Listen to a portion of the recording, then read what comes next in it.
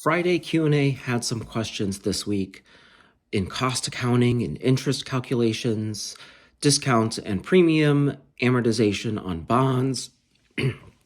I'm going to tackle Contra accounts, and hopefully I can address some of these other questions in subsequent weeks. But let's answer, what is a Contra account?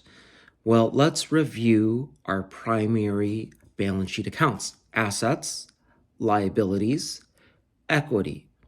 Assets equal liabilities plus owner's equity. Assets typically have a normal debit balance. Liabilities and equity typically have a normal credit balance.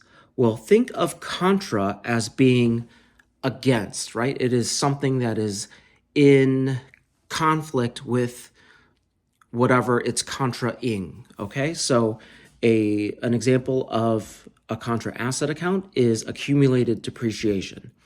That is an asset account, but it is directly offsetting the asset that it is contra-ing. So accumulated depreciation equipment will directly offset the book value of equipment. Equipment is the asset with a normal, typical debit balance, and the contra asset, in this case, accumulated depreciation, will have a credit balance and decrease the value of equipment. An example of a contra liability would be something like discounts on bonds payable. That will reduce the book value of our bonds payable. Discounts on bonds payable have a debit balance, and bonds payable have a credit balance. And finally, an example of contra equity would be treasury stock.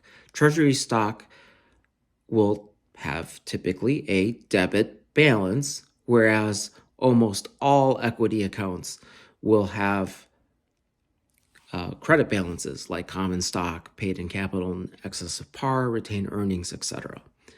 So hope this helps. Think of Contra as being kind of in conflict or against kind of its typical primary role, and hope that will help you get through navigating through the chart of accounts, particularly on the balance sheet.